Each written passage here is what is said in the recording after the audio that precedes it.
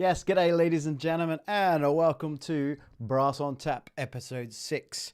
As always, if you haven't checked out or even been able to catch my previous episodes, please go on and check them out. You can either go to YouTube or you can go to my Facebook page. I've got some great interviews there with people like Michael Lovett, Chris Castellanos, Larry Marigellano. And obviously last week was Tom Walsh as well. Tom Walsh is just a young superstar, and he's going to be the next big Jerry Hay, which is going to be amazing. So if you haven't seen them, please go check them out, hit playlists, and enjoy, be inspired. Right, my next guest, obviously on episode 6, Mark Nightingale. He has to be one of the most decorated trombone players the UK has ever seen. But let's dive more into that after we get started.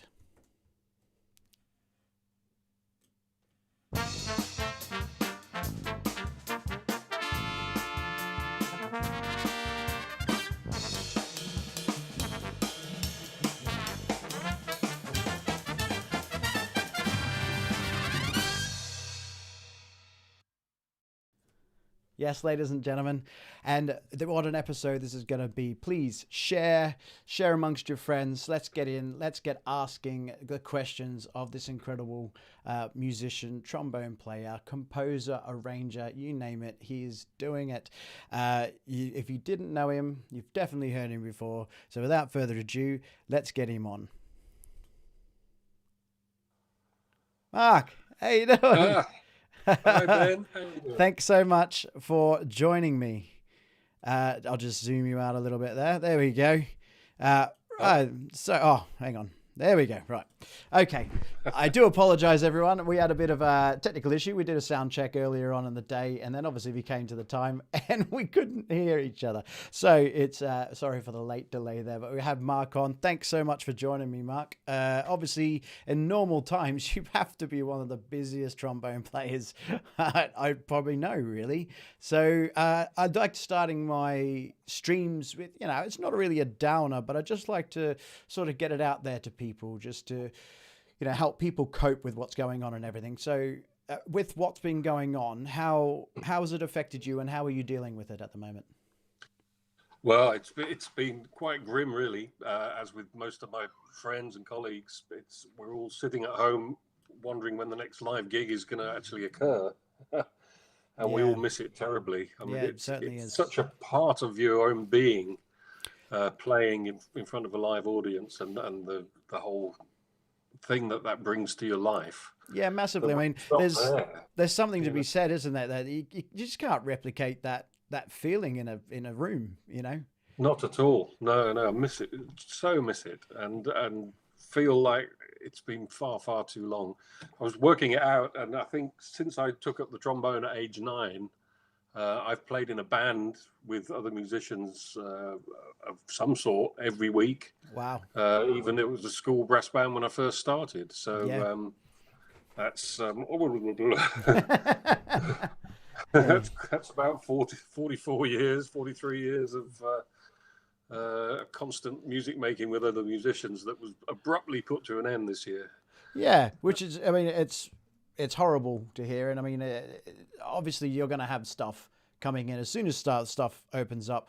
I'm guessing you're one of the first calls when it comes to trombone playing in London. Oh gosh, well, I hope so. Yeah, I mean, I've as I've previously said to you when I first called you, that I knew of you when you were touring with James Morrison, and that was incredible. So I saw you doing it then. So we'll dive into that later. But one thing for me is that when I was just going through your biographies and stuff like that, and I was just like, I mean, I know you, and I know you're a fantastic musician, and I just went, best trombonist in jazz for how many years? Like, oh, it's been yeah. I mean, Ian Bateman was funny last year. We were having a little exchange on Facebook. He was saying in the run up to the British Jazz Awards that he was going to lock me in his cellar this year. And, I think a lot of people say that to Enrico as well.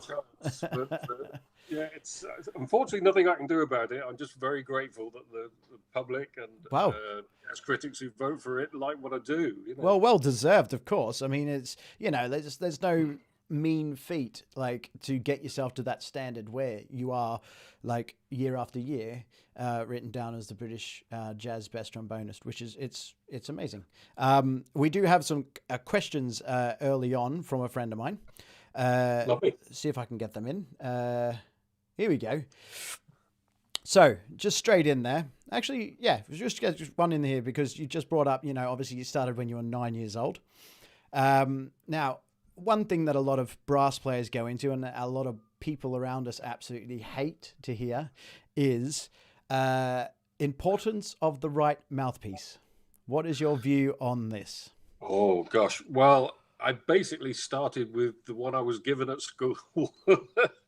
Brilliant. Yeah. We're very great peripatetic teacher at the school that I went to up in the Midlands. And the brass lessons, strangely enough, were given in the school greenhouse. Yeah, So right. I always associated the smell of tomato plants with playing the trombone at first.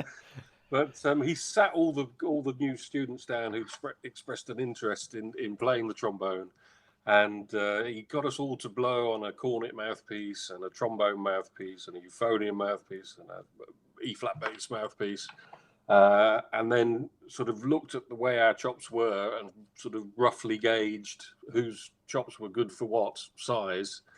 And luckily, he chose the trombone for me, which was good because that's the one I fancied. Yeah. But since then, I just sort of stayed on roughly the same size mouthpiece as I started on, more or less.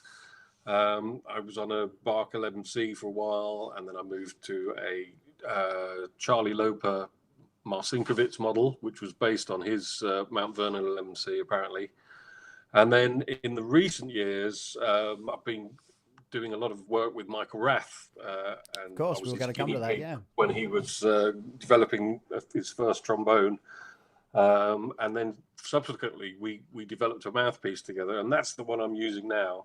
Brilliant. But it's roughly the same size still. Is it really?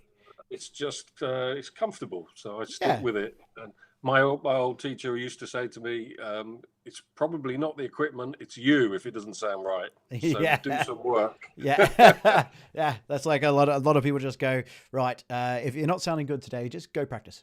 Yeah, exactly. But, so, saying that, I should add that I've also play like an orchestral bore trombone, which I use a much bigger mouthpiece on, a completely different set of chops. So in that you're obviously you work in big bands, orchestras. You featured in front of them. You've worked with 10-piece trombone sections. You've worked with you're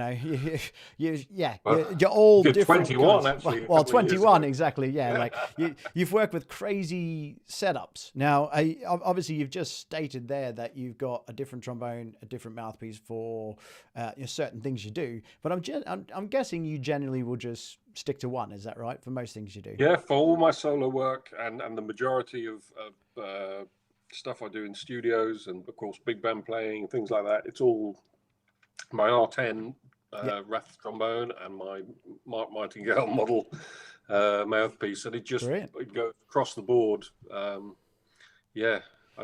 don't really I haven't chopped and changed instruments very much at all in my career.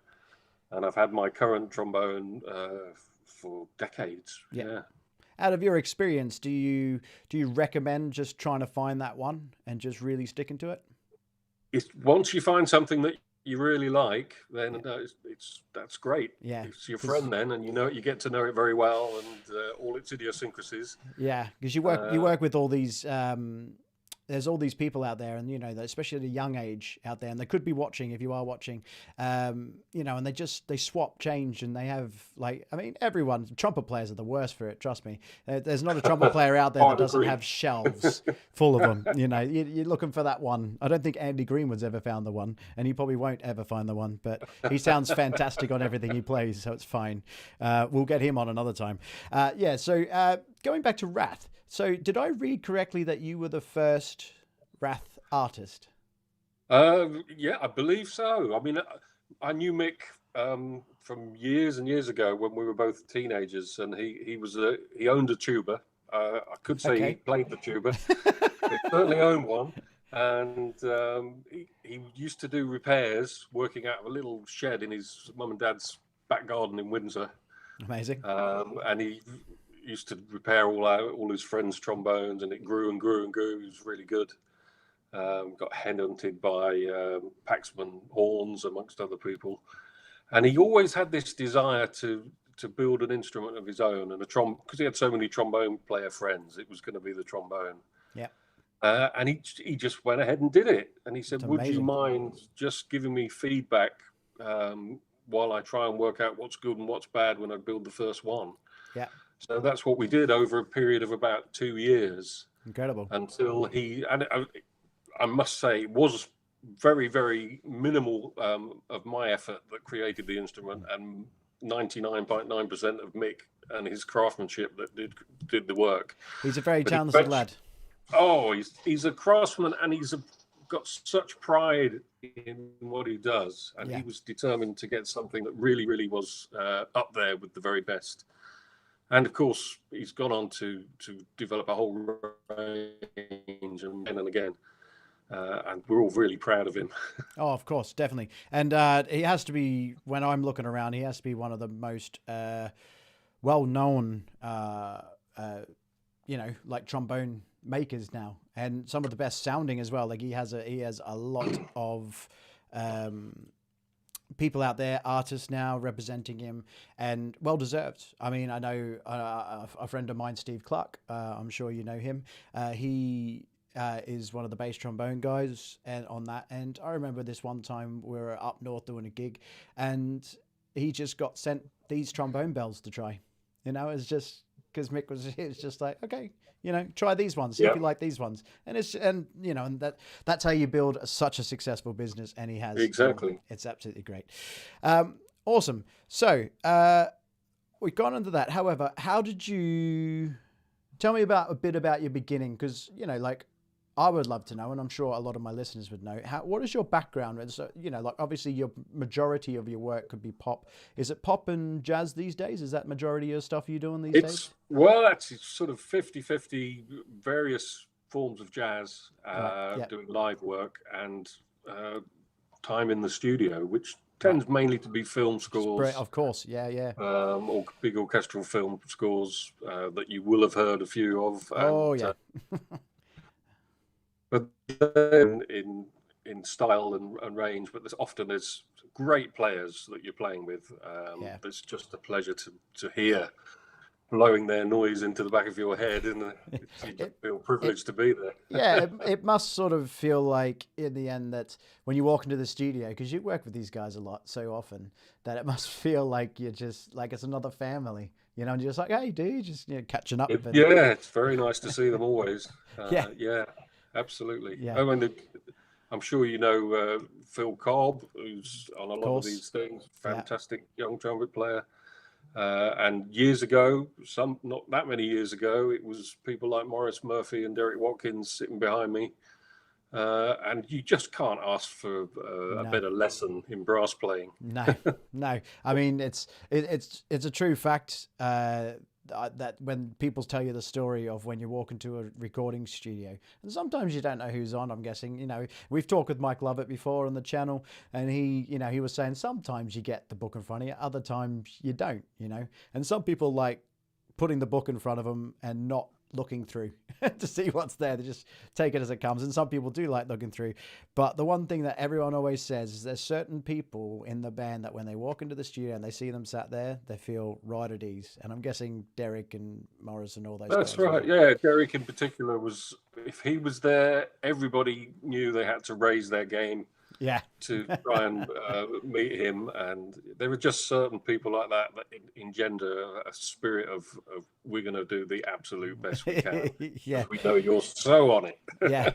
So a little bit about your background. Were you did you go up through brass bands, or was it majority? I did. Yeah, you did. I started in local brass bands. The one in Redditch in Worcestershire, where I grew up, Redditch Silver Band, which was conducted by my trombone teacher. But his heritage had been in the dance bands of the 1950s and Ah, 50s. People like Teddy Foster and Vic Lewis, he was with. And so he encouraged me to go along to the Midland Youth Jazz Orchestra, which I did when I was about 13, I think. right. They had a three-tier structure. So I started in the baby band and worked my way through the system and Yeah. learned a lot. And all those bands, and from there on to Nijo, and they're all a great learning place where you're mixing with people all on the same path. Yeah. And in a very friendly but slightly competitive way. You're always trying to keep up with your neighbours, Of course. and get better and do that. It's so healthy. Yeah. I massively think brass bands, like I grew up in brass bands, did about 15 years in there. But as you said, it's just that whole, you just get pushed. Like pushed and pushed and pushed and pushed. And That's right. there's something to be said about, doesn't matter what band you're in, just striving for the best and being surrounded by those people that really, want the best for you. That's amazing. Yeah. So when did one of the questions that came in before the stream can lead straight on from this. So someone would like to know, they'll be interested to know what your light bulb moment was as a kid. And was there a record or a certain trombone player that turned you into the player you are today? Oh, that's quite an easy one, because my dad was liked to listen to the odd record, and he had a fairly eclectic taste. But one day he came home with, after I'd studied the trombone, with a record called Bobby Knight and his Great American Trombone Company. Okay. And it was a 6 trombone and rhythm band live in a jazz club called Dante's in LA. And it featured 2 of my all-time heroes as 2 of the soloists, which was Carl Fontana and Frank Rossellino. Whoa. And I was so knocked out with that record. I had no idea that the trombone could do those things. Yeah. So I just used to put the record on and try to play along with it. Wow. See Yeah. if I could play anything that they were playing. And it literally, as soon as it finished, I went back to the beginning again. And eventually, some years later, I was able to play along with quite a fair bit of it. And they were so influential. Yeah, I bet. And the spirit of Rossellino and the energy with which he played, and the flexibility, tongue that was like lightning, Yeah. and the smoothness and swinging lines, great harmony of Fontana. The 2 first and biggest influences, absolutely. That's awesome. So obviously, you've worked, like, that's led on to now you being such a massive influencer on, young people or just all people in trombone players in, around the world. Because obviously the amount of people that have heard you, even just subconsciously heard you on albums or movies or whatever, and just gone, wow, I want to sound like that, is there stuff that you would recommend? Like, give us your top 5 of things that you would recommend to go sort of listen to and dig into. Of what nature? So trombone playing, things that inspirations for you, whether that could be a study book or that could be a record to imitate, like you just said, and stuff like that. Well, I'd say everybody has to listen to a little bit of Herbie Green. Of course. He's probably the best all-round player of the trombone on our side, on the light side of the business. A beautiful sound, a beautiful vibrato. He played raucous jazz. He played intimate little lines playing jazz. He could play a sweet melody and break your heart. He could just do everything. And I think he was almost the epitome of what everyone aims for on our side of the business. So anything by Herbie, just lap it up. Absolutely. That's great. Yeah. Gosh, and then, I don't know. There's so many things out there. There certainly is, and this is what's so hard sometimes. And sometimes there is so much, there is too much of a good thing sometimes, And I find a lot of the study books as we're going along or talking to a lot of people, most of the time you get a study book and it's that person's opinion on like the same idea, if you know what I mean. It's just how it's worked for that person. And Yes. yeah, so along those lines, is there a book that stands out for you, or is there a book that you know of that something that you just wouldn't want to live without, or is it all just up in here, just from up in your No, head? I tell you what, I often go back to is a book, Rubank Inc. Book of selected studies, and it's just they're a page or a page and a half each. Yeah, Classical bass clef studies, and there's two in every key, yeah, and they've drawn major and minor, and they've drawn from all these various writers, like Kaprash from his book, and Blazevich, and all these wonderful people. And it just covers such a lot of bases in such a lot of keys. And I find myself going back to those a couple of times a year and just working through them and getting them up to scratch again.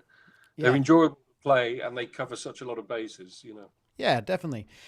Before we get onto your impressive playing career, I want to just dive into what you do, what else you do as well. So, you've been bringing out and you've been composing and arranging for quite a while now. So what kind of stuff are you diving into, or what kind of stuff can people find, and where can people find your stuff? Wow. Well, I mean, over the years, I've written a lot of educational bits and pieces, and the majority of my books of studies and little pieces and play-alongs and things like that are with a firm called Warwick Music, Yeah. who I was on board with at the very birth of their organization when they first started, and they were just a small trombone specialist music company. So I've done some things over the years for them that I've been very proud of. Things like 20 Jazzy Tudes, which the great Don Lusher used to say, "Oh, I always practice one of Mark's etudes every day." I was I've knocked out with actually, funny enough, I put just go honestly, people go online and put in Mark Nightingale into YouTube, and the amount of people out there that are playing his etudes and recording them and putting out there is amazing. I do apologize because with the technical difficulties we had earlier, my computer has obviously reset as well. So I'm just getting them up for you here now. So there we go. That's Oh, there's one of them. Yeah. there's one of them. Well, those are the beginners easy jazzy tunes, which were aimed at people just in the early grades 1 to 5, who Yeah. wanted to play something that wasn't classical, but that still covered a lot of the aspects that they needed to. And I was very fortunate that that was chosen to be put on the ABRSM syllabus Oh wow, that's at the cool. time that they first started doing non-classical pieces on there. Oh yeah. And it became quite a hit. And I get people come up to me now. I had a chap at a gig at the beginning of this year, a hulking great big chap of 6.5 feet plus, who come and said, "I grew up on your books." And he was in the Royal Marines, I think he said he was. And but yeah, there's a whole generation of people that don't know that I play, but they know me as a name on the top of their study Well, book. that's incredible, really. That there's literally you get the opposites. You get the guys who know you as the player. You get the guys who know you as just the name in the top right corner. You know That's what I it. mean? Yeah. You know, just like, who is this Mark Nightingale? Even though they probably subconsciously heard you on many movies and all the rest of it. I'm actually trying to find one little picture. It may be this. Let me have a quick look. I got sent it by a friend of mine, and he wants an explanation. Oh gosh. It is this one actually. So let me just get these off. Here you go. So he wants to know what your inspiration. Let me get this right. What inspired your composition for this arrangement? Well,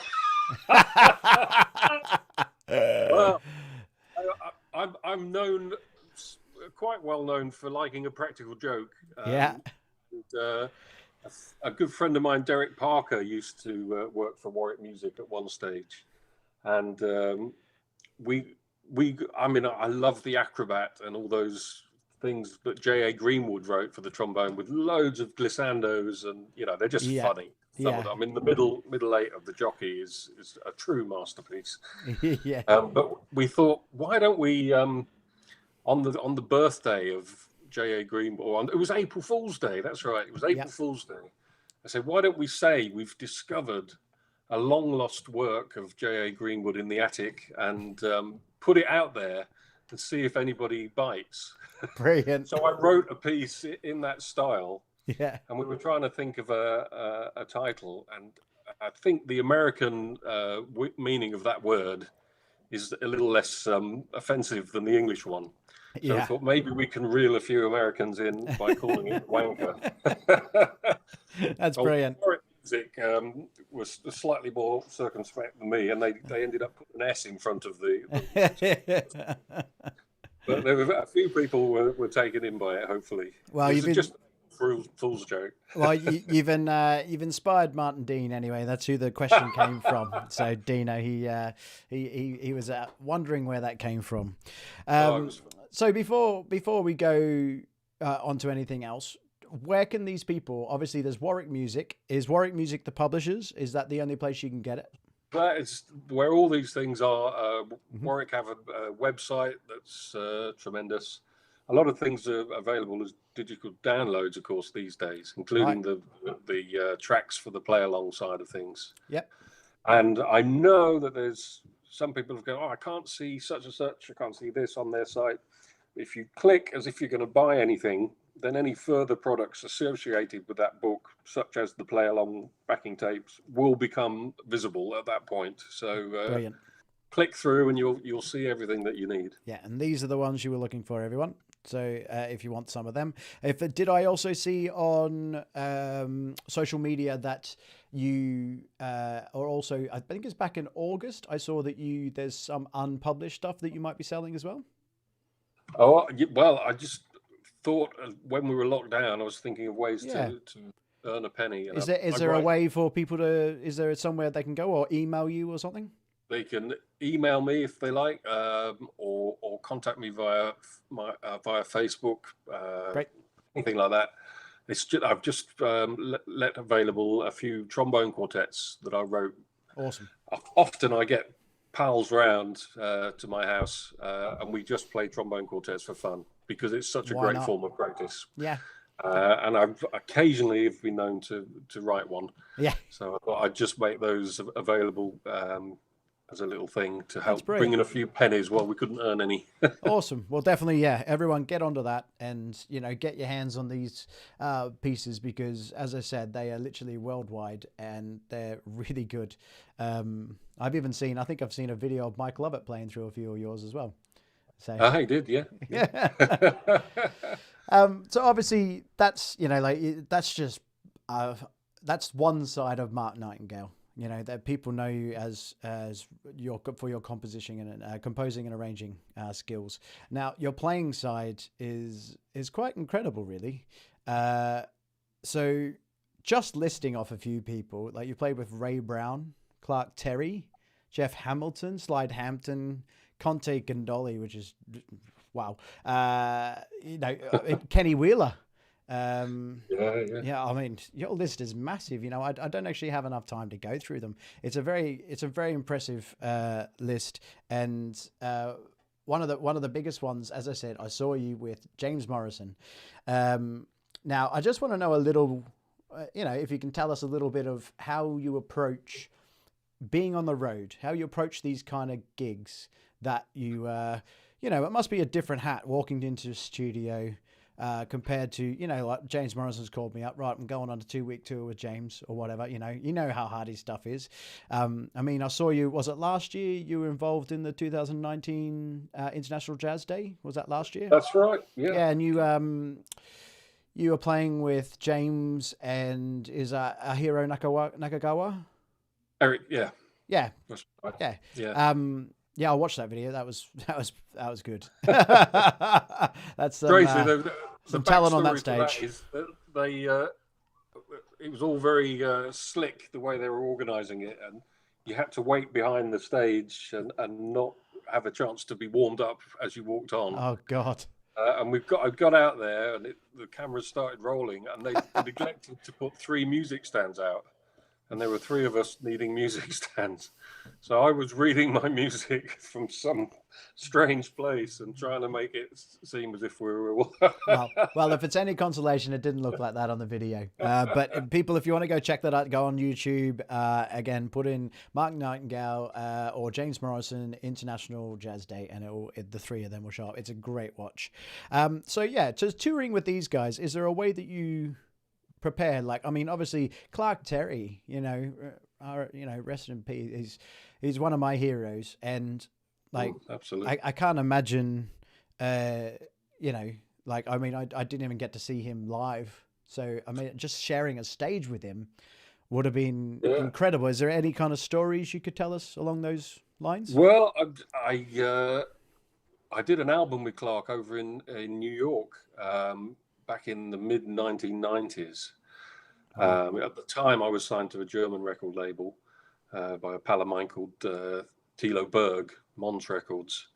And he wanted to do an album to celebrate Clark's 75th birthday.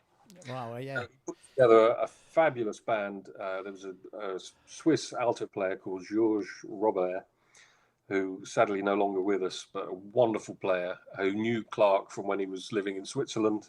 Oh, wow.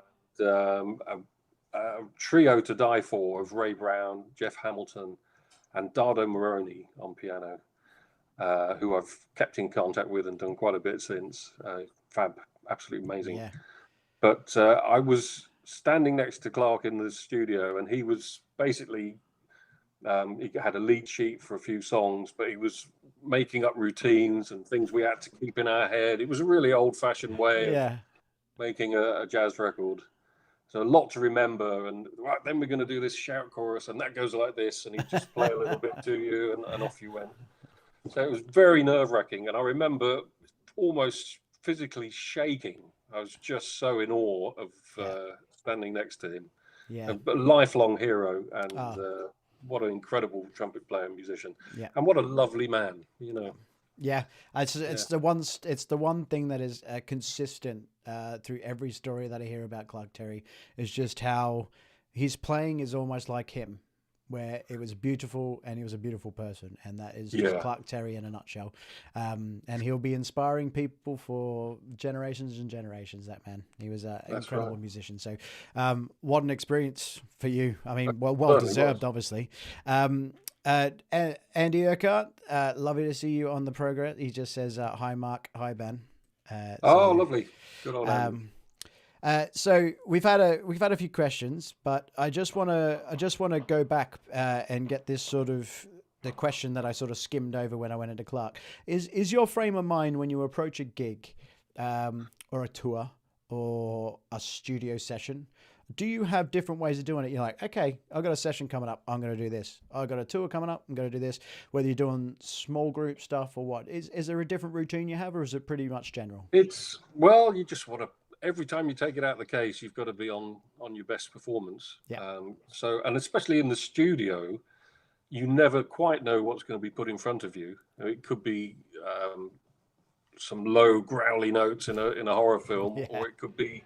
I mean, one time I remember walking into, the studio that used to be in Wembley, which I forgot, CTS, when it was still there. And I heard a clarinet player practicing this horrendous little lick that finished on a double high C, and it was a little end of an Artie Shaw piece. This was before the session had started, and I laughed at him. And then I opened my pad, and every cue was a Tommy Dorsey solo. No way. Because it was a film about the making of Citizen Kane, and the backdrop was the Dorsey Band. And, and I was lumbered with all those things. So that wiped the smile off my face. What do they say? Calm as a bitch. Yeah, exactly. But jazz things, I like to feel happy when I'm on the stage playing jazz, because that's when ideas flow. If there's any angst between the musicians or bad feeling, it stifles creativity somehow. Yeah. So it's nice to feel happy on the stage. But one thing is, like when we went on tour with James, we'd do a month, 6 weeks, going around Europe, playing predominantly the same program every night. And of course, that is a different thing to cope with altogether, because you you've got to find different things to do and different ways to be creative within the same framework, Yeah. and with everything the same around you. So that becomes a real mind game, and I think it's really hard to find something completely different every night, and it makes you Yeah. really appreciate the true improvisers in this world. Certainly does. Yeah, I mean, you always there's some there's some movies out there, or sorry, videos out there on YouTube and stuff where people have caught the same little motif, yeah, they could put together like 100 people who have used the yeah, same I know motive that. in Yeah, I think I know the very one you yeah, mean. yeah, exactly. I'm not going to sing it because everyone will go, oh my god. But yeah, but it's one of those things where it's like, as you said, like being inspired, turning up with just something completely different each night when you're playing the same tunes almost. I mean, how was it Yeah, with how was it with James Morrison? I mean, he's an incredible musician. I he's an work, incredible musician. Yeah, yeah, absolutely. I mean, and he has that ability to be sound as if it's completely fresh every night. yeah. That's Uh, something I've picked up. Yeah, yeah, and it's amazing. I used to watch his fingers playing the trumpet, and you'd hear notes coming out that he was putting the wrong fingers down for. And you think it's so mind over matter. He could make any noise come out of that instrument, or whatever instrument he yeah, was playing. It's just an amazing positive mental attitude, as well yeah. as musicianship. I sort of just see James as having. It's almost like he's got one of those bullhorns, and that's what his instrument is. It's just like it's everything's here, and he knows what he wants Yeah. to do, and it doesn't matter Well, whether that's it's it. a trombone, trumpet, whatever, and he just does it. It's crazy. That's the ideal of a jazz musician. I always think is to get your ideas out Yeah, without the instrument getting in the way, yeah. or dictating what you play, because you can end up playing a whole load of trombone cliches if you're not careful. So So for our younguns, or sorry to interrupt you there. Sorry no, for the younguns or the people that really want to work, say on their impro and their jazz and stuff like that. How would you suggest personally to go away and sort of work, especially on their improvising stuff? Because obviously, people always say you got the world's biggest tuning slide, but the way you play it is so. Like obviously, I've got a question coming up as well, which will work into this. But I've heard some of your solos, and when you're going, then but it's a slide, and it's like having that pop. And I know, obviously technique doodle tongue. So I'll add the question in there as well. The question is doodle tonguing, drawbacks, and benefits. So if you can incorporate that in your answer, that'll be great. okay. Well, here's the thing: if you want to get better at improvising, listen to a lot of people and develop and immerse yourself in what they're playing, and create you create in your head a library of phrases and sounds that you will be able to imitate, hopefully in the course of time. So listen a lot, transcribe solos both orally and writing down a lot, to reinforce those phrases that you like. So do all that, and then of course there's on that's the sort of artistic side of it. On the technical side of it, you need to be able to reproduce those. Yeah. So armor yourself with a good technique, and a fast tongue, a fast soft tongue, for jazz, obviously, because it tends to be the way things are done. Now, I've never been able to do doodle tongue, unfortunately. I really Really? wish I could. I think you might have fooled a lot of people on that one. Well, that was the idea. As I said earlier, to you, I was just trying to imitate Carl Fontana on the recordings I had of him, Yeah. playing along with him. And I obviously couldn't doodle tongue, but I came up with a way of making it sound a little bit like that, that wasn't actually doodle tonguing. And it Yeah, wasn't right. till later on in life, when people started asking me, how do you do that doodle tonguing, that I analysed what I did and realised that I didn't. So I'm blessed with a very fast single tongue, Oh wow. which I can soft tongue at a very good speed. And anything above that, I use the natural harmonic breaks on the instrument and Yeah, right. go what they call against the grain. So if you go up as the slide goes out, and if you go down in pitch as the slide comes in, you cross over the different harmonic series. Yeah, right. And you don't have to use the tongue, because if you've got your airstream nicely sorted, those notes will just pop out as you go through them. Oh, wow. That's So brilliant. I cool. mean, that leads me on to actually another question that was asked before the stream, which is how important are the alternate positions? Oh, yeah. Certain ones you just use all the time. The D, I'm called concert pitch, the D in fourth position, the B flat and the E above it in fifth position, the F in fourth, and as you go higher, of course, the alternate positions start coming closer to home. Yeah. So, I mean, most people, once they get up into the altissimo register, they might play the E flat in a long first, the F in a short third. There's a big slot on some trombones. It depends which instrument you're playing. Some instruments, those notes work better in one position or another. I mean, you just have to get to know it. Was there ever a time that you had to really think about it, or is all this stuff like it's probably second nature to you now? Like you just do No, it. second nature, but it was a natural thing of wanting to explore my instrument and get to know it. Yeah. And you just find out where things are and how they work and how you can utilize them. Yeah, that's great. I mean, it's for one of the guys. I think it's one of those things for me. I'm in awe of trombone players that can literally just all over it, whatever range, up, down, pedals, this, whatever, and the amount of times like you see it written down on paper and you like you just like. Yeah, it's best not to look at that. Exactly, on a trombone, and then they just go, oh, it's fine. I've done this or I've triggered that, and it's like, oh, okay. Yeah, it's like almost like they've worked out a trick, and that's it's one black of the most magic, impressive. Yeah, black magic, exactly. Yeah. What other questions did we have? Oh, well, this would be a good one for you.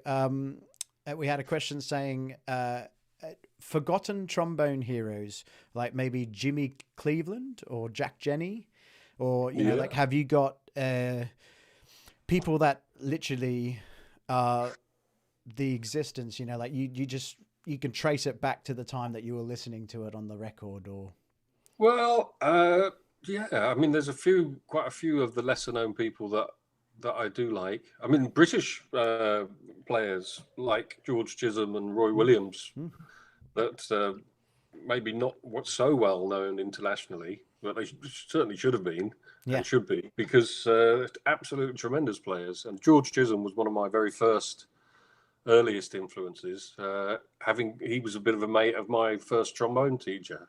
Oh, wow. And he was a big fan of him. So you should listen to George. And of course, he had the rare honour of standing in for Jack Teagarden at Satchmo's concert in London when Jack Teagarden couldn't make it. So wonderful, great player, and I'm lucky enough to get to play with him a few times. So yeah, that's really awesome.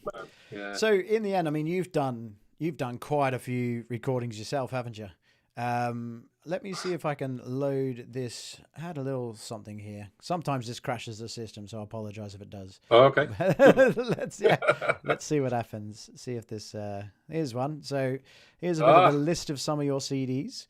Well, that was the very first let me get rid of me recording here. I did myself, the Bone Structure one, 88, I think it was. Yeah. The band within a band in the National Youth Jazz Orchestra. And there's had great fun doing that. Oh, right. Hang on, as well. hang on. They've all popped up. This is what I mean. My system, sometimes my system can't handle it. So thick and fast. Thick and fast. Yeah, that's it. Right, let's go back to this. Let's do it one at a time, shall we? Here we go. Where we go? Let's do this one first. Here we go. The Wrath Pack. Yeah. Well, obviously a play on words, as it's 3 trombone players rather than 3 tenors or crooners. So yeah. There's 2 wonderful trombone players there. Mark Gottfried, who's a Belgian trombone player who plays in the SDR big band in Germany as well. Oh, brilliant. Marvelous player. Yeah. And Bert Boren, who's a Dutch trombone player. Used to play with the Dutch Swing College Band some years ago. But again, a wonderful player who I met back in very early 1990s, playing for the European Broadcasting Union big band. Went out and did a thing in Austria, met some people that I've remained friends with all this time. I'm guessing you all play Wrath by the judging by the title. We do, yes. That's like the European Wrath jazz team, if you like. Yeah. Sorry, you were explaining a little bit about this one before I just molded the screen. Let's bring him up a bit. Bone structure, that was the Nigel trombone section of the time. And was it really? What year was that? Yeah, we had some great fun. We did years and years of gigs with that band when you could book a 10-piece band in a jazz club. Of course. Yeah, of course. Yeah. Obviously, it was great. I commissioned a lot of great arrangements from some fabulous writers for that band, and we had such fun playing with that. And obviously Multiplicity. Oh, that's the play along CD. Is it? The play along CDs from Warwick Music. Brilliant. That was a concept of Simon Hoggs, who used to be one of the managing directors of the company. Yep. We wanted a play-along CD that started with like a K&J type 2 trombones and rhythm track. Yep. And then we added a trombone to the fray each time, and it grew up into a big multiple trombone thing. Each time the sort of upper part and the solo part is missing for the person to play along with on the record. So that's actually been a great fun. How long ago did you do that CD then? That was also in the 1990s, I think. So you must have been one of the first people that was bringing out. It's starting to become a thing now where people are bringing them out and leaving instruments. Yeah, I was fairly early on the bandwagon. Yeah, and then, definitely. Then I've fallen off the bandwagon, but everyone else has come in. But, you just have to get. Well, my camera looks like I'm bloody falling off the bandwagon here. We performed that at one of the ITA festivals. Did you? In I think it was in Liechtenstein that year, somewhere like that. Amazing. And had the rare treat of hearing Joe Alessi playing a few of the solos on it, which was fantastic. Yeah. Obviously, this one here, it's I'll bring it up a bit with Alistair White. Reasonably recent one. It's a hell of an album. Alistair White. Yeah. Right, he can blow the shit out of the trombone. That's for sure. He certainly can. I saw a clip of, I think it was when Morrison was in Singapore. But so was Incognito, I think. That's right. And I saw that clip. And he invites Alistair on. It's just like, okay. So there's no argument with what Alistair does. It's tremendous. And obviously, this is turning out to be one of my favorite albums that you've done. It's great. So, thank you. Yeah. I really, really enjoyed that. It's with some really good friends and people that I'm in awe of, really. Well, it's a hell of a band. And I was lucky that Lawrence Cottle and Nigel and Graham all wrote some material for it. Laurie mainly, and it was my reply to too many years of seeing reviews of gigs and recordings where I was classified as mainstream trombone player Mark Nightingale. Oh, sorry, we're back. And I wanted to. I gotta get rid of this video. Oh, hello. Let's go back to this one. For some reason, the videos. I wanted the fact clear that I was a little bit more than just a mainstream jazz trombone player, and that I had more facets to my musical outlook than that. So we did a funk album.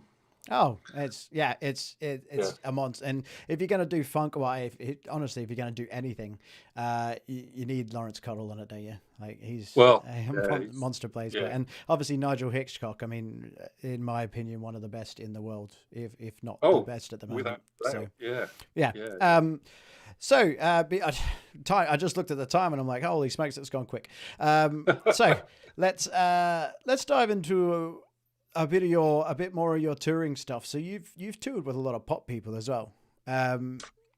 Not so many tours, but mainly recordings. Recordings, and things. Right? Yeah. I mean, sorry, keep going. No, carry on. I mean, okay. I was going to say the pinnacle was probably depping on the UK leg of a tour with Steely Dan, who's a band that I did see loved. That's amazing. Yeah. And that's an opportunity that I jumped on I bit the guy's hand off. Was Jim Pugh? I wondered if I could Oh, cover for him. I was wondering how you Yeah. I was wondering whether you knew Jim at all, because obviously you did, but yeah, I remember I did in my university days. I did with. Do you know a trumpet player called John Hoffman? I don't. I'm Okay. afraid. Anyway, No. John and Jim Pugh are like best mates. John lives in Australia, and obviously Jim is New York, and and anyway, he got Jim over to play a few solo albums with the University Big Band, and it was one of the Yeah. most incredible things I've ever seen in my life, especially the first time, because I mean, I don't. You can tell me whether you use this technique or not. And if so, how do you prepare yourself to use it? But he would be, so say this is his mic here. Hopefully my voice isn't going to change. Where's my, so here's my trumpet. Obviously I'm not gonna, but you know, oh, it's got something in it. But he It's literally, very gentlemanly of you. yeah, but he was literally, he was that far in, and he was just, so you know, it's just like, but even his soft playing as well. His soft playing was all, you know, and I'm like, and he told us, we went for a curry afterwards, as you do, you know, after recording a big brashy album, and yeah, and he was just like, he goes, well, you never know how much chops you're gonna have, so you just got to pace yourself. But you know, and a lot of people out there, they probably never practice that insane, like almost intense way of playing quiet but controlled. Now, would you It's a whole different recommend that? skill. It's not something that I do. Right. I tend to keep a foot to 18 inches away from the microphone, Yeah. get that little bit of air and liveness in the sound, and play that little bit louder. Yeah. That's just my particular preference. But obviously, there's many guys around that specialize in playing on the mic with a very under the microscope sort of technique, and they're all yeah, it's tremendous. Yeah. Yeah, I wish I could do it. You can, trust me. I've seen you do it on a live gig. Al King's dropped by, and he's also said the album with Massimo Pirone is awesome too. Massimo Pirone, yeah, he's a wonderful trombone player over in Rome, and amazing. He's doing a lot of albums with various trombone players as duet albums around the world. Oh, that's awesome. Yeah. Can't remember who's that guy, Michael. He does Trumpets 11, and he also did I'll come back to it. He's a trombone player, and I was going to get him on as well. Anyway, Mike Davis. Davis? Yeah, it might be Davis. Oh, my mind's going blank for some reason. I should have written that one down. I've had a question come in from a mate via text saying, "What is your best practice technique for high register?" Well, you probably don't need to practice it anymore. No. I mean, the trombone is so unforgiving. You've got to keep that general maintenance going every day. And that's been a feature of lockdown for me, is going through doing stuff every day, making sure keep the standard up. But along with quite a few friends, Mike Lovett included, I think, who we've had on, and people like Gordon Campbell over here. Yeah, we like to do this thing called the Louis Maggio system. Of course, yeah. Which it's based on using the false tones and expanding your register up to the very highest you can go. And it's a beautifully set out method that works really well, I think. Yeah, and I've never really heard many trombone players actually talking about the Maggio. You know, but for trumpet players, you know, obviously it's like another Bible. You know, there's multiple Bibles, and that's one of them. But that's amazing that it's very effective on trombone as well. It is. I mean, there's a few old books I've got as well that strangely, there was a book called Practice with the Experts, which is no longer in print, that had exercises contributed by all the Hollywood great trombonists of the 50s. And looking at some of the things that were in there by people like Cy Zentner and all that team, a lot of them were using very similar principles to what the Maggio ended up being. Yeah. In their various exercises, using the false tones and expanding in some way or another the high register. So yeah, it's obviously something that, although the Maggio wasn't around in those days, it's something that they recognized was a good way of doing it. Yeah. Yeah, it's amazing, and that's another question that just came in as well, and it says, what would you class as an essential skill for someone who wants who wants to do sessions, and that a session player would need? Goodness. Well, it's being all round, isn't it? I think that's Yeah. the definition of a session musician. So be open to playing all different types of music and learn how to do them all properly in the correct style. Yeah. No, that's great. Yeah. Oh, thank you, Al King. Al King's come in and he's confirmed you were right. It is Michael Davis. Yeah. It just drew me onto all that Trumpets 11 and the way he approaches his recordings as well.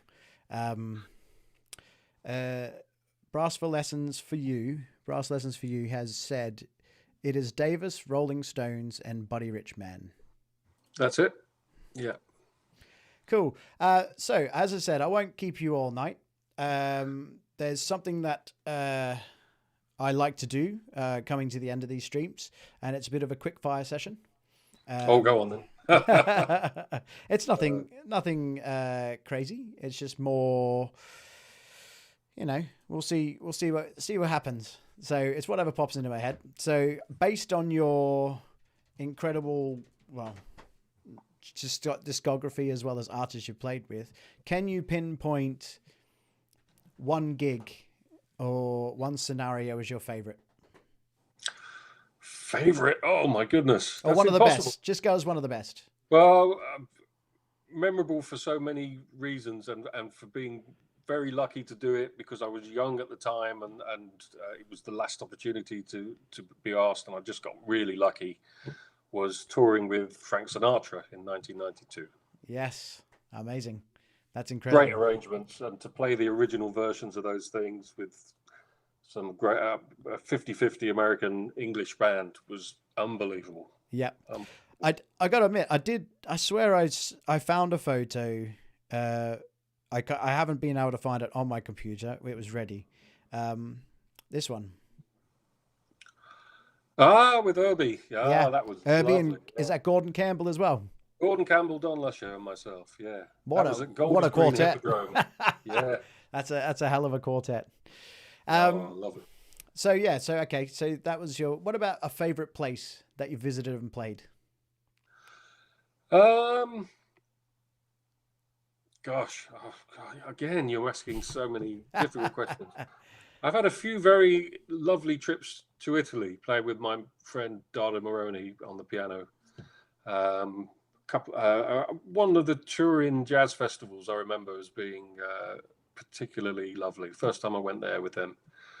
We ended up doing one gig, or I ended up doing one gig as part of the festival where they put a soloist and they took you out on a boat into the middle of the River Po right in the center of Turin. And there were people on either side of the river in these embankments, big steep-sided brick embankments.